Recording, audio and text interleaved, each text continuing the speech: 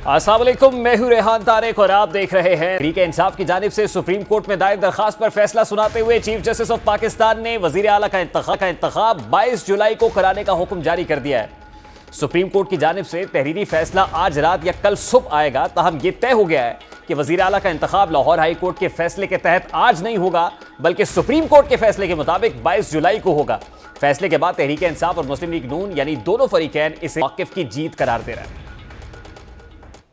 अच्छा फैसला हुआ है, इंसाफ के हवाले से भी जो चीजें हम चाहते थे अल्लाह ताला के फजलो करम से वो बिल्कुल आज मानी भी गई हैं और वो फैसले में भी, और खुद चीफ जस्टिस साहब ने कहा है कि ये बड़ा अच्छा इज्तिमाई फैसला हुआ है।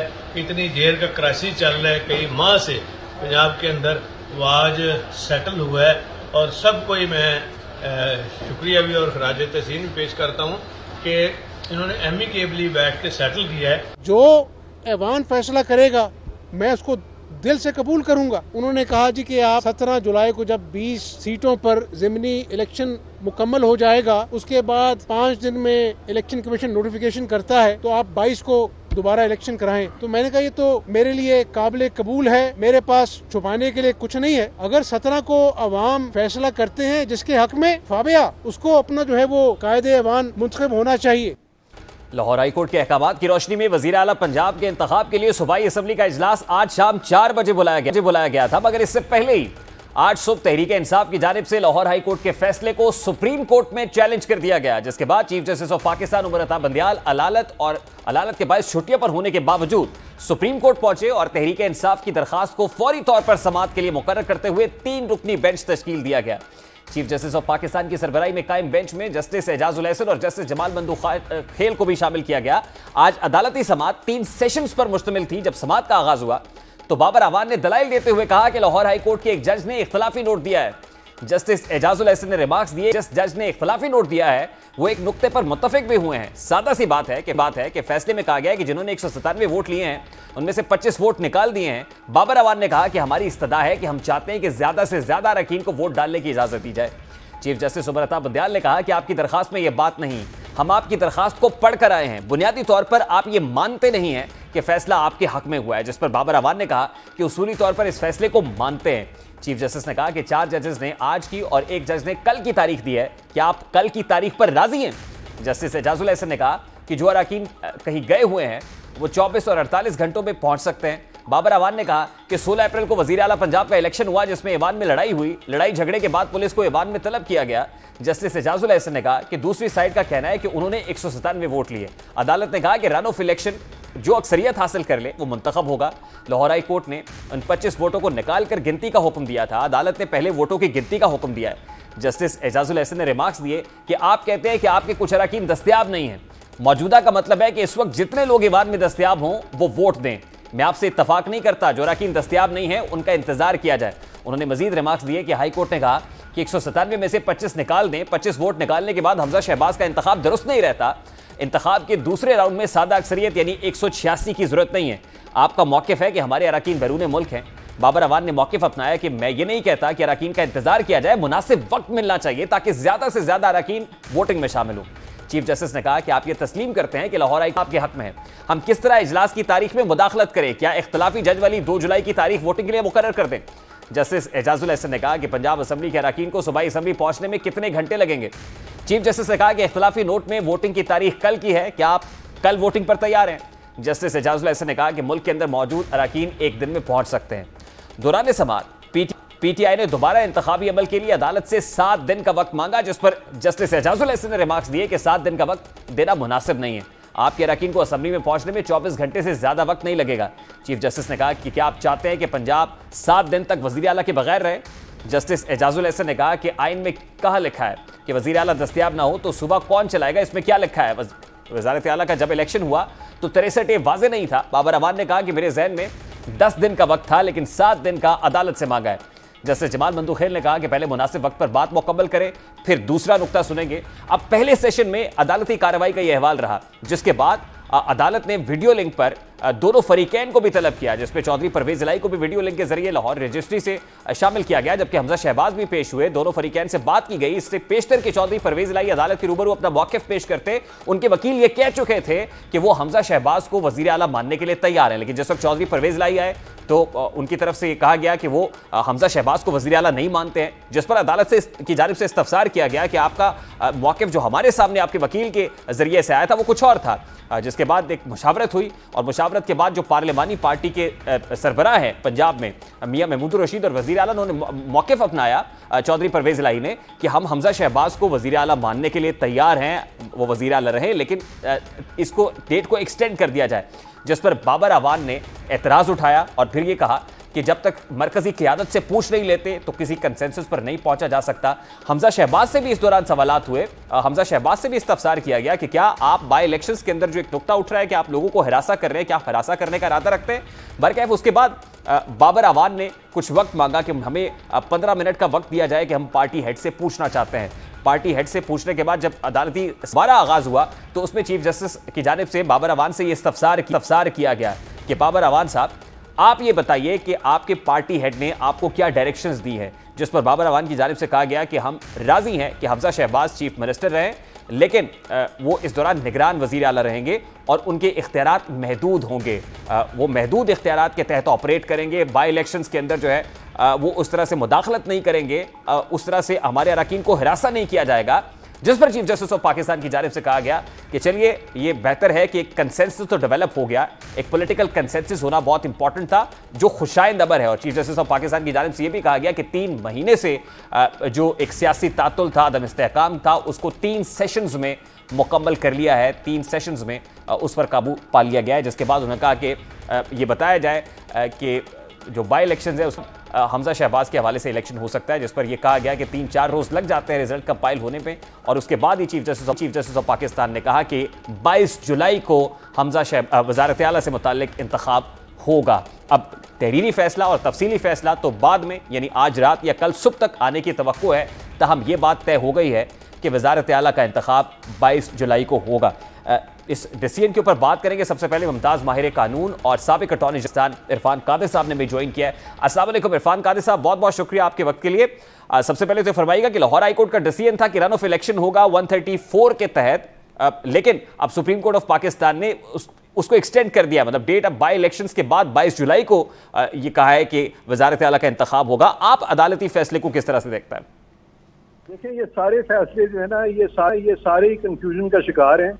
हमजा शहबाज साहब जो है वो आर्टिकल 130 शिक 4 के तहत चीफ मिनिस्टर बन गए थे, क्योंकि उनको टोटल जो प्रोविंशियल असेंबली की जो टोटल स्ट्रेंथ है उसकी मेजॉरिटी उनको हासिल हो गई थी जब वो चीफ मिनिस्टर बने हैं। लिहाजा उनके चीफ मिनिस्टर बनने में कोई अमर माने उसके बाद नहीं था। लेकिन सुप्रीम कोर्ट ने फैसला दे दिया बाद में कि जो अरकान जो है इनराफ कर गए या जो मुर्रफीन है उनके वोट काउंट नहीं होंगे। अब आइन में तो ये लिखा ही नहीं है कि वोट काउंट नहीं होंगे। सुप्रीम कोर्ट ने कॉन्स्टिट्यूशन अपनी तरफ से लिख दी, जो कि उनके अपने एक जज ने, जस्टिस याहिया अफरीदी ने साफ तौर पे कह दिया कि सुप्रीम कोर्ट आइन को रीराइट नहीं कर सकती। ये ऐसी गलती हुई सुप्रीम कोर्ट से कि उस गलती को बुनियाद बना के हाई कोर्ट ने कल का फैसला कर दिया। उससे और कंफ्यूजन मचा। अब जब ये कंफ्यूजन इतना मचा तो अब सारी बात तो अदालतों से आ रही थी, तो खुदा का शुक्र है कि अदालतों को अब समझ आई और उन्होंने अब ये कोई दरमियानी रास्ता निकालने की कोशिश की है। लेकिन इनको चाहिए था कि पहले शुरू में ही वो कह देते कि यार ये मामला तो आप खुद ही अफाम तफहीम से तय करें, हमें मत इन्वॉल्व करें। लेकिन ये चूंकि गलती हो गई थी हमारी अदालतों से, वो सियासी मामला में बेदरेग चले गए थे जो कि उनको नहीं जाना चाहिए था, तो उस गलती का खमियाजा जो है वो कौम को भी भुगतना पड़ा है। लेकिन भर के अच्छी बात यह है कि अब वो वापस आ रहे हैं सही तरफ आहिस्ता आहिस्ता। थोड़ा सा वक्त लगेगा, टर्बुलेंस होगी, लेकिन इवेंचुअली चीजें जो है सेटल डाउन हो जाएंगी। इरफान कादिर साहब, ये जो रास्ता निकालने की कोशिश की गई है, ये आईनी और कानूनी रास्ता है या फिर इसको नजरिया जरूरत इस पर हावी समझा जाए? नहीं, नजरिया जरूरत की इसमें बात नहीं है। अदालत को अब अंदाजा हो गया कि उन्होंने गलत किया था, बल्कि इनको अभी भी चाहिए कि वो जो जजमेंट है जहाँ पे कि उन्होंने कहा कि मुनर्रफीन या इनराफ करने वाले रुकन और अरकान जो है उनके वोट काउंट नहीं होंगे, उस पर भी लार्जर बेंच बना के उसको भी रिविजिट करें, क्योंकि 4-5 जज इकट्ठे बैठ जाए वो ठीक नहीं है। यानी जस्टिस फाइज ईसा के मामले में तो 10 जज बैठे और यहाँ पे पूरे सूबे की बात है तो 4-5 जज जो है वो बैठ गया और in order of seniority bench भी नहीं बना। तो ये सारी चीजें जो है ये देखने वाली हैं। ये कोर्ट को कम से कम चाहिए कि इस तरह से बेंचेस फॉर्म हों जिससे कि लगे कि एक न्यूट्रल कोर्ट है, एक ये नहीं लगना लगे कि चंद लोगों को इकट्ठा बिठा देते हैं। क्योंकि मैंने बहुत सारे मीडिया के लोगों को ये कहते हुए सुना है कि आम तासुर जो है इस तरह का मिल रहा है कि हम ख्याल बेंचेस जो हैं वो बन रहे हैं। मैं नहीं कह रहा कि वो इसलिए चीफ जस्टिस कर रहे हैं, लेकिन फिर भी एक तासुर जो है इस तरह का जाना वो अच्छी बात नहीं। नहीं इरफान काजी साहब, 63A से मुतालिक जो सुप्रीम कोर्ट ने डिसीजन दिया था, सुप्रीम कोर्ट के इस डिसीजन के बाद उस डिसीजन को तो लेजिटिमेसी मिल रही है क्योंकि बाई इलेक्शंस के साथ इसको मशरूत कर दिया गया है वजीर आला के इंतखाब को। 134 तो ये कहता है कि रन ऑफ इलेक्शन होना चाहिए। अब रन ऑफ इलेक्शन तो नहीं होगा बल्कि बाई इलेक्शन के बाद जो है वो ये इलेक्शन कराया जाएगा। तो आपको नहीं लगता कि असल में तो उससे मजीद लेजिटिमाइज हो जाएगा वो डिसीजन जो 63A का था? उसको एक गलत चीज को लेजिटिमेसी देने की कोशिश में आपने सारे मुल्क को दाव पे लगा दिया, सूबे को दाव पे लगा दिया। अगर शुरू में ये चीज होती ना तो आज इस मुसीबत में हम पड़ते ही ना। तो इरफान काजी साहब, आज देखिए पाकिस्तान तहरीक इंसाफ की तरफ से भी ये मौक़िफ़ अपनाया गया कि हमजा शहबाज जो है ये वहां पर एक डेडलॉक पैदा हो गया कि हमजा शहबाज को तब तक चीफ मिनिस्टर रखा जाए या नहीं रखा जाए। फिर बात हुई कि केयर टेकर चीफ मिनिस्टर रखा जाए। चीफ जस्टिस ऑफ पाकिस्तान ने रिमार्क्स दिए कि हम केयर टेकर की जगह को मुनासिब लफ्ज इस्तेमाल करेंगे जिससे उनके रुतबे को ठेस ना पहुंचे। मतलब वो मुनासिब लफ्ज क्या हो सकता है? और फिर तहरीक इंसाफ की तरफ से कहा गया अदालत को कि वो बाउंड करे हमजा शहबाज को कि वो बाई इलेक्शंस के ऊपर असरअंदाज ना हो। देखिए, चीफ जस्टिस साहब के ये जो रिमार्क्स है ये कोई कानूनी रिमार्क्स तो नहीं है ना। उनके तो अपने जेन की ये तखलीक है, उनको उन्होंने रिमार्क्स दे दिए बस। इसलिए ये जजेस के जो रिमार्क्स होते हैं जब तक वो फैसले में आ ना जाए, मैं नहीं समझता कि उनको को बहुत सीरियसली लेना चाहिए। आप समझते हैं कि मतलब ये फैसले के अंदर रिफ्लेक्ट नहीं करेगी सोच कि केयर टेकर चीफ मिनिस्टर की जगह कोई और लफ्ज इस्तेमाल कर लिया जाए? कोई ऐसी गुंजाइश वैसे मौजूद है? देखें, जजेस जो है ना इस वक्त उन्होंने अपने आप को फंसा लिया है। अब हम सबको मदद करनी चाहिए उनकी कि किसी तरह से इस मुसीबत से निकले। वरना जिस तरह भुट्टो केस है तो आज तक सुप्रीम कोर्ट को मुर्द इल्जाम ठहराया जाता है। तो इस तरह के आने वाले फैसले जो है इस तरह के मिसालें नहीं बननी चाहिए कि वो लोग मुर्द इल्जाम सुप्रीम कोर्ट को ठहराएं। तो जजेस ये महसूस करते हैं और इसीलिए वो चाह रहे हैं इस सारी चीज से निकलना। इरफान साहब, इसका तो एक बड़ा सिंपल सवाल था ना कि बाई इलेक्शन का जो भी रिजल्ट होता उसके बाद जिसके अगर तहरीक इंसाफ समझती ऑपोजिशन के हमारे पास अब नंबर चेंज हो गए हैं या ज्यादा नंबर है तो वो वजीर आला के खिलाफ वोट ऑफ नो कॉन्फिडेंस ले आते। हुआ ये कि ये सारा पीटीआई ने इनिशिएट किया और उनका ये मौक़िफ़ था कि ये जो मुनरफीन है इनके वोट काउंट नहीं होने चाहिए। और जब वो ये मंत्रा लेके चले तो जब लाहौर हाईकोर्ट का फैसला आया और उन्होंने कहा कि अब सेकंड पोल होगा, तो सेकंड पोल में फिर वो पोल खुल गया उनका कि उनके पास तो मेजॉरिटी फिर भी नहीं और हमजा शहबाज नहीं बनना है चीफ मिनिस्टर। अब वो चीखे मार रहे हैं कि किसी तरह से वो इलेक्शन जो आगे चला जाए, वो आगे चला गया और अदालतें जो है बेचारी उनको पता नहीं चला। लेकिन फिर भी अदालत का फैसला गलत जरूर होगा, लेकिन इतना गलत नहीं था कि जो पीटीआई चाहती है वो मकासद वो हासिल कर सके, वो नहीं कर सके। तो इरफान साहब, यानी ओवरऑल आप इस डिसीजन को समझ रहे हैं कि इससे सियासी बहरान जो आया हुआ है या कॉन्स्टिट्यूशनल क्राइसिस पंजाब जैसे सूबे के अंदर रहा वो काफी हद तक अब डिफ्यूज हो जाएगा? नहीं, फैसले जो अदालती होते हैं सियासी मामला में ना तो उनसे सियासी बहरान जो है हल होते हैं ना सियासी बहरान पैदा होते हैं। सियासी बहरान जो है वो सियासी अरेना में वो पैदा होते हैं और वहीं खत्म हो जाते हैं। अदालतों को इससे बाहर रहना चाहिए। लास्टली सर ये फरमाइएगा कि इससे जो पाकिस्तान तहरीक इंसाफ की पिटीशन थी या प्रेयर थी, आपको क्या लगता है इस फैसले से ये किसके मौकिफ की जीत होगी? ये पाकिस्तान मुस्लिम लीग नून इससे बेनिफिशियरी होगी या पीटीआई समझते हैं कि जो उनकी प्रेयर थी फाइनली उन्होंने अचीव कर लिया? इसका कोई भी ऐसा बेनिफिशियरी नहीं है। इसमें मुल्क का नुकसान हुआ है, बहुत वक्त का ज़िया हुआ है और हुकूमत जो है उसको इस तरह के फैसलों की वजह से हचकोले लगते रहे हैं, जो कि अच्छी चीज नहीं है। बहुत बहुत शुक्रिया इरफान कादिर साहब, साबिक अटॉर्नी जनरल ऑफ पाकिस्तान हमारे साथ मौजूद थे।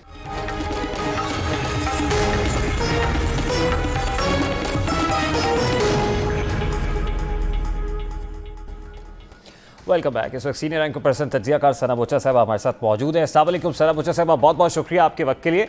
वजारत आला के हवाले से सुप्रीम कोर्ट ऑफ पाकिस्तान का आज का डिसीजन किसके मौक़िफ़ की जीत समझती हैं? कि आप पाकिस्तान तहरीक इंसाफ के मौक़िफ़ को जीत हुई है या आप समझते हैं कि मुस्लिम लीग नून के मौक़िफ़ की फतह हुई आज?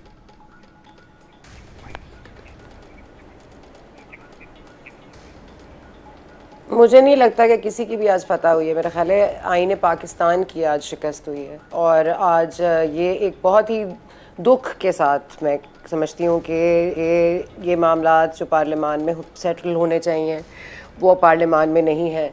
और वो फिर ज़ाहिर है कि आप लोग खुद ये अपनी स्पेस जो है गिव अप करते हैं, आप खुद इदारों को कहते हैं कि वो न्यूट्रल हो जाएं, फिर खुद ही आप उनको सियासी पावर्स देते हैं, फिर आप उनको खुद ही सियासत में घसीटते हैं, फिर कहते हैं आप सियासत से दूर हो जाएं, आप सियासी फैसले ना दें, आप सियासी मामलात में ना टांग अड़ाएं। लेकिन अब आपने जब ये स्पेस खुद क्रिएट कर दी है तो फिर अब इसका जो रज़ा रब्बानी साहब ने आज बड़ा करेक्टली पॉइंट आउट किया है कि ये अपनी आंखों से पट्टियाँ उतार लें, क्योंकि अब आपने जो स्पेस गिव अप कर दी और अपने जो हुकूक या अपना जो पावर है वो सरेंडर कर दिया है असेंबलियों ने, पार्लियामान ने, तो फिर अब रह क्या गया है इस मुल्क में? आप मुझे बताइए कौन सा पार्लियामानी निज़ाम बाकी रह गया है? मतलब अगर हमने हर चीज़ की तशरीह के लिए सुप्रीम कोर्ट जाना है, अगर हर किसी को इंसाफ वहीं से मिलना है। और दूसरी बात ये कि इमरान खान साहब, आज मुझे बड़ी खुशी हुई है एक बात की कि उन्होंने कहा मैं बड़ी रिगार्ड करता हूँ चीफ जस्टिस ऑफ पाकिस्तान की।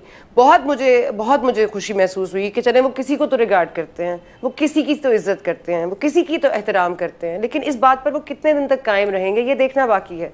अब ये जो एहतराम का एक रिश्ता उन्होंने बना लिया है ये चीफ जस्टिस से, आया ये कि सिर्फ ये इस फैसले के पेश नज़र है या आने वाले फैसले जिसने आना है, जिसने इनके धरने को एक आईनी मकाम पे पहुंचाना है, वो है इनका मसला सिर्फ ये है। देखिए रेहान साहब कि हमारे यहाँ ना एक आईन पाकिस्तान है जिसको हमें एक मुकद्दस किताब है, इसमें आप जेर ज़बर पेश नहीं कर सकते।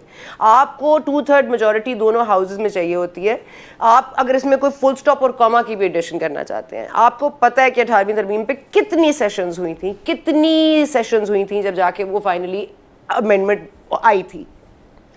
कहने का मकसद यह है कि आप इस आइन को बार बार पामाल करते हैं, आप अपनी स्पेस को बार बार गिव अप करते हैं। हम कौन सी जमहूरियत की आपको स्ट्रेंथन करने की बात कर रहे हैं?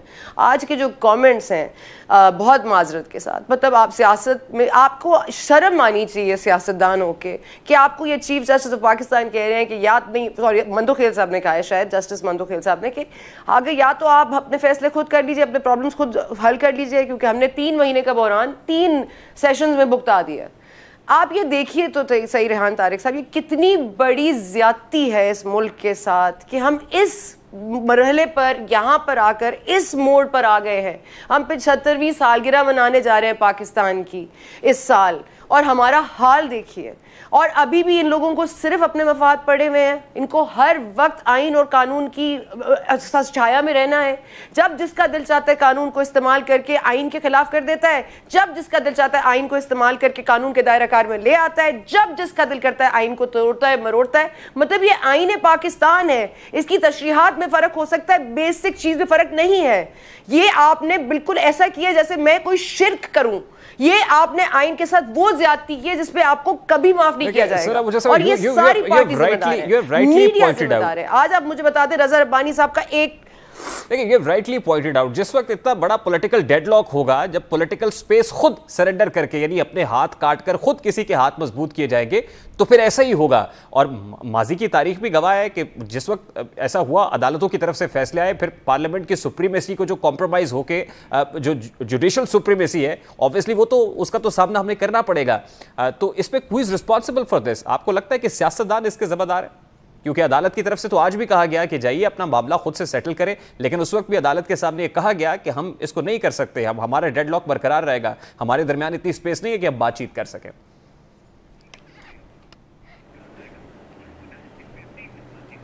हम सब जिम्मेदार हैं इसके रेहान साहब, आप समेत मुझ समेत हम सब जिम्मेदार हैं। हम सब ने बहुत ही गलत फैसला किया कि हमने कॉन्स्टिट्यूशन या आइन के ऊपर बात की।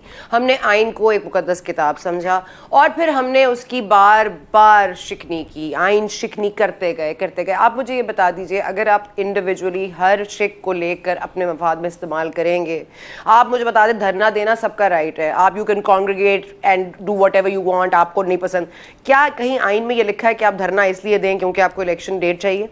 क्या आइन में कहीं लिखा है कि आपको इलेक्शन डेट के लिए एक तरीका वज़ाकार है, आप असेंबली से इस्तीफा दे दें। आपने पार्लियामेंट में इस्तीफा दे दिया है, पंजाब असेंबली में आपको चाहिए वजीर आला अपनी मर्जी का, और पाकिस्तान तहरीक इंसाफ खैबर पख्तूनख्वा की असेंबली तहलील नहीं करना चाहती। तो मुझे बताइए कौन सा आईनी तरीका इन्होंने इख्तियार किया है? आइन आपको इजाजत देता है ये करने की, लेकिन क्या आइन आपको ये कहता है कि इलेक्शन कमीशन इनसे मांगे, इलेक्शन कमीशन से डेट मांगे, इनसे डेट मांगे, धरना करके डेट मांगे, दरख्त जला के डेट मांगे? ये कौन, किसने इजाजत दी है आपको? जब आप कानून सिर्फ होता है अदल, और इसकी जिम्मेदारी हम सब पर आयद होती है, क्योंकि मीडिया हो, अदलिया हो और या आपकी फौज हो, आपका काम है, सुप्रीम कोर्ट का काम है अदल देना। अदल का मतलब है अदल, ना कोई मुझे पॉलिटिकल फायदा होना चाहिए, ना मुझे पॉलिटिकल कॉन्सिक्वेंसेस सोचने, ये मेरा काम नहीं है। सियासतदानों को करने दीजिए, आप अदल कीजिए, आप अदल के साथ फैसले कीजिए। हमारा प्रॉब्लम यही है कि हम अपने दायरेकार में रहना ही नहीं चाहते। और हमारा कसूर है कि हम अपनी रिस्पॉन्सिबिलिटी ओन नहीं करना चाहते, क्योंकि हमें अपने केसेस भुगताने हैं, हमने अपने बच्चों को बाहर भेजना है, हमने अपने डॉलर्स बाहर भेजने हैं। और ये सिर्फ पाकिस्तान मुस्लिम लीग नवाज का मसला नहीं है, ये तमाम लोगों का मसला है। आपने मुझे बता दें कौन सी आइन, कौन सी शिक आपको कहती है कि आप किसी को पकड़ धकड़ के जेल में डाल दें? आपने आते ही नैब के केसेस के हवाले से बात कर ली। आप एक मिसाक मईशत लाना चाहते हैं, जो आपका बेसिक प्रॉब्लम है। देखिए सर, मुझे आइन की तशरीह हुई, अगर आपको नहीं समझ आती तो पढ़ लीजिए दोबारा। आइन और कानून, ये बार-बार इसको मजाक ना बनाएं। आइन और कानून कोई मोम की गुड़िया नहीं होनी चाहिए कि जो जरा सी तपिश से पिघल जाए, और ना वो पिघल सकता है। हम उसका गलत इस्तेमाल करते हैं, इख्तियारात का नाजायज इस्तेमाल करते हैं, जिसकी वजह से ये सब कुछ भुगतना पड़ता है। अब as far as this case is concerned, आपको क्या लगता है कि इसमें if it's a matter of ego, तो किसकी अना की तस्कीन हुई है? क्योंकि पाकिस्तान तहरीक इंसाफ का तो बहुत बड़ा ये चाहते थे वो कि हमजा शहबाज को का इलेक्शन को कलअदम करार दिया जाए, वो वजीर आला नहीं मानते उनको, लेकिन फाइनली एग्री किया इमरान खान साहब ने भी और चौधरी परवेज इलाही साहब ने भी कि हमजा शहबाज वजीर आला पंजाब हैं। तो आप समझती हैं कि इससे पाकिस्तान तहरीक इंसाफ जो क्लेम कर रही थी या जो मेट्रो फीगो बनाया हुआ था, उनकी अना की तस्कीन हो गई?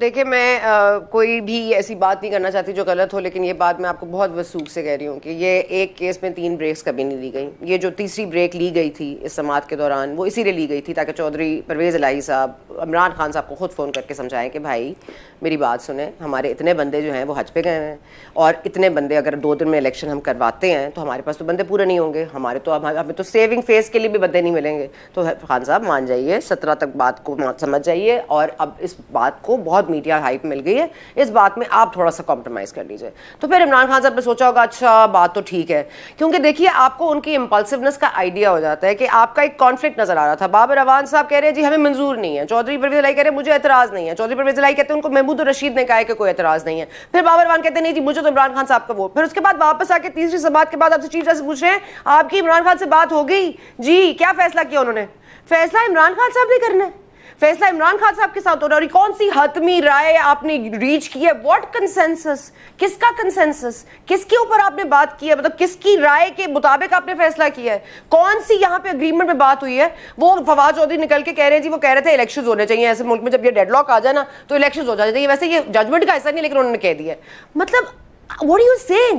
आपने मजाक बनाया हुआ है मुल्क को, आपने सुप्रीम कोर्ट को भी अपनी मर्जी पे चलाने की कोशिश कर रहे हैं। आपका जब दिल चाहता है आप जिसके साथ जाके बैठ जाते हैं। बेसिकली आपको एक अंपायर चाहिए और इन सबको एक नेगोशिएटर और एक मीडिएटर चाहिए। इसलिए कोई मीडिएटर आ जाए, क्योंकि ये अब ये छोड़ दे कहना कि हमें प्लीज हमारे एरिया में मत स्टेप इन करें, आप न्यूट्रल हो जाएंगे। न्यूट्रल के साथ नहीं रह सकते जी, इनको कोई डायरेक्शन चाहिए। दे running around like headless chickens, इनको नहीं पता इनको क्या करना है। और ये इस वक्त अना और तस्कीन जो खान की थोड़ी देर के लिए सेशिएट हुई है, वो 17 को फिर ऐन मुमकिन है कि वो जो है मसला बन जाए। अब आप मुझे बताइए कौन सुप्रीम कोर्ट को इतनी वैसे इनसे आप हमारी तरफ से ना ही समझे, अब दोबारा वापस मत आइएगा। आज एक्सपोज हो गया पाकिस्तान तहरीक इंसाफ के अंदर भी with in the party democracy नहीं है। मतलब पार्लिमानी लीडर पंजाब के ये कह रहे हैं मियां महमूद रशीद साहब कि हमें वजीर आला पंजाब हमजा शहबाज कबूल है, उधर से बाबर अवान साहब ये कहते हैं नहीं इमरान खान साहब कुछ और समझते हैं। तो इसका मतलब ये कि जो पार्टी हेड है उसकी राय अल्टीमेटली प्रिवेल की है, पार्लिमानी लीडर व्हाट्सोएवर वो जो मर्जी का है। दूसरी बात यह है कि 17 के बाद आपको लगता है कि पाकिस्तान तहरीक इंसाफ नंबर गेम पूरी कर लेगी?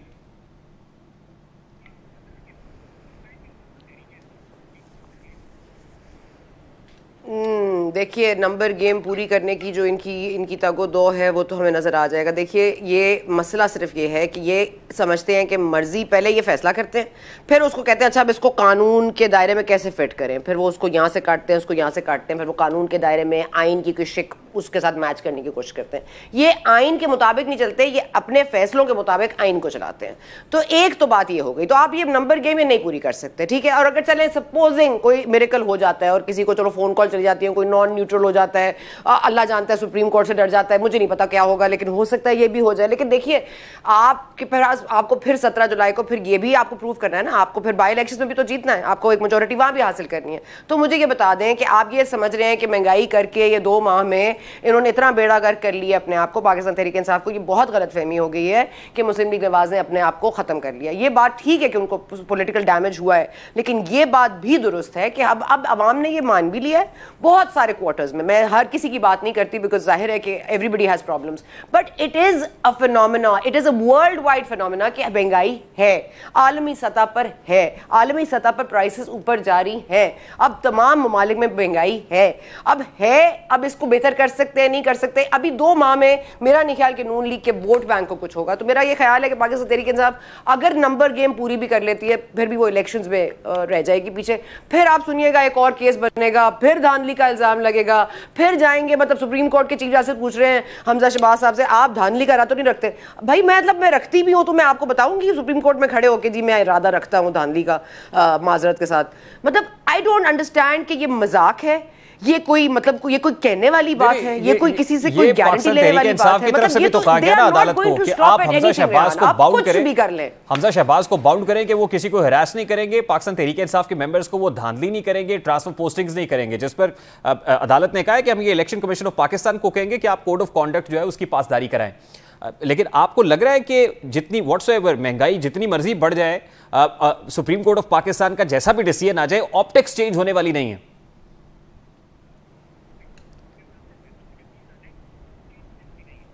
नहीं, ऑप्टिक्स चेंज होने वाली नहीं है। देखिए और आपको ना आई थिंक ये बहुत इंपॉर्टेंट है पंजाब पॉलिटिक्स में स्पेशली कि पंजाब में आपको कॉन्स्टिट्यूंसी वाइज देखना चाहिए, क्योंकि देखिए यहाँ पे जो लॉयलिस्ट सेंटिमेंट है जो सिंध में भी है पीपल्स पार्टी के लिए, वो पंजाब में बहुत ज़्यादा है नून लीग के लिए। तो ये आप डैमेज करने के लिए आपको एक अरसा दरकार है, मतलब कोई आपको अगर आपके साथ लॉयल है तो वो आपको वोट देगा, चाहे आपके वर्ल्ड वाइड फिगर्स आपके महंगाई के क्या हो, आपके पेट्रोल की प्राइस क्या हो। तो ये बात समझने वाली है कि कॉन्स्टिट्यूंसी वाइज अगर आप पॉपुलर हैं तो you will get the votes. तो ये तो बहुत मुख्तसर सी मैं आपको बात बता रही हूँ कि मेरा नहीं ख्याल कि it will be a very damaging impact, और मुझे लगता है Pakistan Muslim League Nawaz will perform well. और अभी से उन्होंने काफ़ी चीज़ें कर ली, लेकिन देखिए ना आज ये बात करना कि आप इनको बाउंड करें, धांधली नहीं करेंगे, मशीनरी इस्तेमाल नहीं करेंगे, ये नहीं करेंगे, ये तमाम चीज़ें, ये IG को नहीं कहेंगे, पकड़ धकड़ नहीं करेंगे, तो आप यही केस लेके चले जाते पहले। आपको तो बेसिकली कानून, अब ये इन्होंने बात ही इसीलिए किया ताकि कल को ये कह सके देखे हमने तो सुप्रीम कोर्ट में भी उनसे कहा था कि इसकी गारंटी ले लें, लेकिन उन्होंने ली नहीं। अब आप मुझे बता दें जो गारंटी परवेज इलाही ने ली है कि कोई तूफान बदतमीजी नहीं मचेगा वोटिंग वाले दिन, आप समझते हैं वो कायम रह सकता है? वो कंट्रोल कर सकेंगे बंदों को? वो आपको बताइए जो पंजाब असेंबली में हमने पहले मनाजिर देखे इस बार नहीं होंगे? आपको नहीं लगता उनके फिगर्स लो होंगे तो वहां शोर तमाशा गुल नहीं मचेगा? आपको लगता है पाकिस्तान तहरीक इंसाफ का वतीरा बदल जाएगा? आपको लगता है कि मुस्लिम लीग काफ का वतीरा बदल जाएगा? लाहौर हाई कोर्ट ने तो अंदाजा है कि पंजाब अपने ऑर्डर के अंदर लिखा था कि कंटेम्प्ट की कार्रवाई होगी अगर आप ऐसा करेंगे। सूबा जो है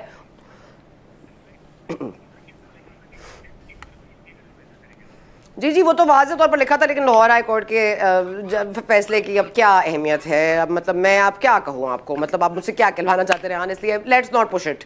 पर मैं आपको सिर्फ ये बता दूं कि ये इंसाफ नहीं है, ये अदल नहीं है, ये तहरीक इंसाफ की जीत नहीं है, ये मुस्लिम लीग नवाज की शिकस्त भी नहीं है, ये आईन पाकिस्तान की शिकस्त है। और आज अगर इस पर आप सोचिए तो आप अपने साथ उतना आपने डैमेज कर लिया है अपने आप को कि आप देखिएगा अब आपकी कोई स्पेस नहीं बचेगी। पार्लिमानी जमहूरियत इज फिनिश्ड, और इन्होंने खुद खत्म किया है। आज आपने जो स्पेस सरेंडर की है इस पे आपको जिंदगी गुजर जाएगी, आप ये स्पेस ओवरकम नहीं कर पाएंगे। अच्छा, ये बड़ी अलार्मिंग भी है एट द सेम टाइम और बड़ी इंटरेस्टिंग भी है जो बात आप कर रही हैं कि हमारी पार्लियामेंट्री डेमोक्रेसी के लिए बहुत डैमेजिंग है। देखिए, एक तरफ तो हम पार्लियामानी जमहूरियत के लिए जंग लड़ रहे हैं, एक तरफ हम साफ और शफाफ इलेक्शंस की डिमांड कर रहे हैं, दूसरी तरफ हम ये कह रहे हैं कि नहीं, हमने बाई इलेक्शंस भी कंटेस्ट करना है और फिर हमने वजारत आला का इंतखाब भी भरपूर तरीके से कंटेस्ट करना है। उसके लिए हमें लाहौर हाई कोर्ट जाना पड़े, अपनी पिटीशन करनी पड़े, हमारे हक में फैसला आ जाए, हम अपने हक में आए हुए फैसले को जाके सुप्रीम कोर्ट के अंदर चैलेंज करेंगे और फिर आके उसको जिस अंदाज में सेलिब्रेट किया जा रहा है। तो ये कितना खुला तजाद है कि एक तरफ तो आप पार्लियामेंट्री डेमोक्रेसी की जंग लड़ रहे हैं, आप ये कह रहे हैं साफ शफाफ इलेक्शंस होने चाहिए, दूसरी तरफ आप बाई इलेक्शंस और ये सब इस तरफ जा रहे हैं। ये कोई आपको लगता है कि ये तजाद है, बड़ा खुला तजाद है दोनों तरफ?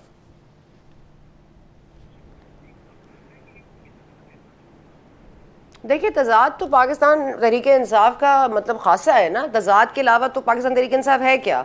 आप मुझे आज ये बता दें, आज ये रिगार्ड कर रहे हैं बड़ा और आज इनका एहतराम कर रहे हैं, कल ये एहतराम कायम रहेगा अगर फैसला इनके खिलाफ आ जाता है आगे जाके कोई? अब मुझे बताएं कि कौन सी चीज़ कंटेंशियस नहीं है? ये अब हर चीज़ पे सुप्रीम कोर्ट जाएंगे? अच्छा जी, अब हम इस हल्के को खुलवाएं, अब इसने वोट नहीं दिए। ये तो शुक्र करें उन्होंने सुप्रीम कोर्ट को ये नहीं कहा कि चीफ जस्टिस साहब आप खुद आके वोट गिनना शुरू कर दें। इनसे कोई बात नहीं है जी, ये तो ये कहेंगे वही हमें गिन के देंगे तो हम मानेंगे, हम तो मानेंगे नहीं। तो मैं ना मानू को आप क्या करेंगे? आपको इलेक्शन चाहिए, आपको वाकई इलेक्शन चाहिए, करे ना खैबर पख्तूनख्वा असेंबली से इस्तीफा दे ना, करे उसको तहलील दे इस्तीफा पंजाब में। मैं देखती हूं कैसे नहीं होते इलेक्शंस। आपको एक तरीका पता है, आपने वो करना ही नहीं है, आपने अपना मजीद नुकसान नहीं करना। पंजाब में आपको पता है कि आपके खिलाफ केसेस बन सकते हैं, आपने कहा जो पोस्टिंग्स हुई हैं वो वापस हो जाए। ये हमजा शहबाज साहब क्यों वजीर आला रहेंगे कल तक भी? और क्योंकि अगर कल तक वो रहते हैं लाहौर हाई कोर्ट के फैसले के मुताबिक, तो फिर जो तमाम डिसीजन उन्होंने पिछले 2 माह में किए हैं या 1 माह में किया है वो तो रिवर्स हो जाएंगे। वो रिवर्स नहीं होंगे तो इनका तो नुकसान है पाकिस्तान तहरीक इंसाफ का।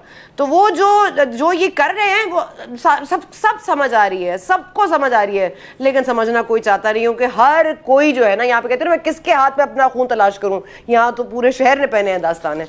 तो यहाँ तो माशाल्लाह पूरे हमाम में जी सब माजरत के साथ कपड़ों के बगैर ही हैं। तो अब कौन किसकी पुष्पनाई करेगा और कौन किसको ढांपेगा, ये तो अल्लाह जानता है। Thank you very much for your time. Senior anchor person तजियाकार सना हमारे साथ मौजूद थी। Let's take a very quick short break.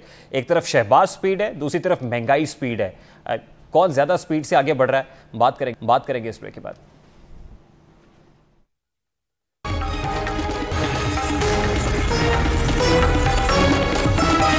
Welcome back. जब से शहबाज स्पीड हुकूमत आई है, अवामी मसाइल भी स्पीड से बढ़ रहे हैं। वज़ीर आज़म शहबाज शरीफ ने हुकूमत संभालते ही इमरान खान की नाअहली नालायकी पर तमाम तर जिम्मेदारी डालते हुए महंगाई की आग पर पेट्रोल का छिड़काव कर दिया है। 22 करोड़ आवाम अभी पेट्रोल बम से झुलसने के बाद रिकवर भी नहीं हुए थे कि आवाम को बिजली के पै दर पै झटके लगा दिए गए और हुकूमती गाड़ी आवाम के जिस्म का खून निचोड़ कर चलाई जाने लगी है। अब आवाम के जिस्म में खून और कुव्वत मुदाफ़अत डेड लेवल पर पहुंच चुकी है। मुल्क की मईशत को वेंटिलेटर से निकालते निकालते आवाम को वेंटिलेटर पर पहुंचा दिया गया है। महंगाई में पिसे आवाम सख्ते में है और इदारे शुमारियात की जारी करदा रिपोर्ट चौंका देने वाली है, जिसने दिन दुगनी रात चौगनी तरक्की करती महंगाई की शरह पर मोहरे तस्दीक सख्त कर दी है। रिपोर्ट के मुताबिक मुल्क में महंगाई की शरह 21.3% है, जिसमें मजीद इजाफा मुतवक्के है। मई के मुकाबले में जून में महंगाई में 6.34% इजाफा हुआ है। माली साल 2021-22 में महंगाई की शरह 21.3% रही, जबकि गुज़श्ता बरस महंगाई की शरह 12.15% थी, यानी एक स्पेल में महंगाई दोगुना हो चुकी है। इदारे शुमारियात की रिपोर्ट के मुताबिक शहरी इलाकों में महंगाई की शरह 19.8% और देही इलाकों में महंगाई की शरह 23.6% बढ़ी है। जून में बिजली 51.8% महंगी हुई है, जबकि एक माह में फ्यूल 37.13% महंगा हुआ है। और रिपोर्ट के मुताबिक एक माह में गंदम 13 और घी 12% से ज्यादा महंगा हुआ है। जून में दूध 8.1 और कुकिंग ऑयल 7.98% महंगा हुआ है। इदारे शुमारियात ने जून के महीने के अलावा गुज़श्ता पूरे माली साल की रिपोर्ट का जायजा भी लिया है, जिसके मुताबिक एक साल में जो मोटर फ्यूल है वो 95% महंगा हुआ है। माया ईंधन की कीमत 60.9% बढ़ गई है। एक साल में बिजली 34.65% महंगी हुई है, जबकि एक साल में घी 76.7 और कुकिंग ऑयल 70.8% महंगा हुआ है। इस रिपोर्ट के अलावा अवाम का इम्तिहान अभी खत्म नहीं हुआ है, क्योंकि आलमी सतह पर खुराक और ईंधन की कीमतें, जिसका असर अभी मकामी मार्केट में अगले चंद रोज में जाहिर होगा। पेट्रोलियम मसनूआत की मुसलसल बढ़ती कीमतों का असर भी जाहिर हो रहा है। जुलाई में बढ़ने वाली बिजली की कीमत और इसमें फ्यूल प्राइस एडजस्टमेंट का इजाफा आवाम के लिए मजीद दर्दनाक होगा। ऐसे में हुकूमत भी कुछ घबराई हुई महसूस हो रही है और ये वजीर खजाना मिफ्ता इस्माइल की कल वाली प्रेस कॉन्फ्रेंस से वाज़ेह हो गया, क्योंकि उनका कहना था कि उनकी ये प्रेस कॉन्फ्रेंस आखिरी होगी जिसके बाद वो किसी प्रेस कॉन्फ्रेंस का हिस्सा नहीं होंगे। ईंधन की कीमतें बढ़ने पर इमरान खान के खिलाड़ी शहबाज गिल ने भी हुकूमत को आईना दिखाते हुए मरियम नवाज का पुराना क्लिप ट्वीट किया, जिसमें मरियम नवाज पीटीआई को पेट्रोल की कीमत बढ़ने पर तनकीद का निशाना बना रही थी। मिफ्ता इस्माइल महंगाई पर परेशान है। वहीं शहबाज शरीफ ने आज एक इजलास की सदारत करते हुए कहा कि आलमी मंडी में तेल और गैस की बुलंद तरीन सतह पर मौजूद कीमतें और गैस में की कमी है, सनतों को धचका लगता है और बिजली की कमी तो अवाम बददुआएं देते हैं बिजली कम होने की वजह से। पिछली हुकूमत की बातें छोड़कर अब हम अवाम के लिए रिलीफ तलाश करने के लिए मुनासिब राह देखेंगे। लोड शेडिंग मुल्क में जारी है, उसको कंट्रोल करने के लिए मिलकर जो कोशिश कर रहे हैं उसके अभी तक खातिर नताइज सामने नहीं आ रहे। उसकी वजूहात से हम अच्छी तरह आगाह हैं और मेरी आदत नहीं कि मैं पिछली हुकूमतों का मैं जिक्र करता रहूं। अब आज ये जिम्मेदारी हमारी है और हमें ये जिम्मेदारी बहुत एहसन तरीके से हमें निभानी है। ये यकीनन दुरुस्त खबर होगा कि शहबाज शरीफ साहब ये कह रहे हैं कि पिछली हुकूमतों पर डालने की बजाय अब हमें ओन करना होगा। उम्मीद है कि हुकूमत ओन करेगी। और ऑयल रिफाइनरीज को जो खत लिखा गया था, पूछा गया था कि रूस से तेल दरामद किया जा सकता है या नहीं, उस पर रिफाइनरीज ने जवाब दे दिया है। बारकैफ उम्मीद है कि रूस से अगर सस्ता तेल मिलता है तो वही मुतबादिल के तौर पर खरीदा जाएगा। प्रोग्राम का वक्त अपने इख्तिताम को पहुंचा, आपसे मुलाकात होगी इंशाल्लाह अगले हफ्ते।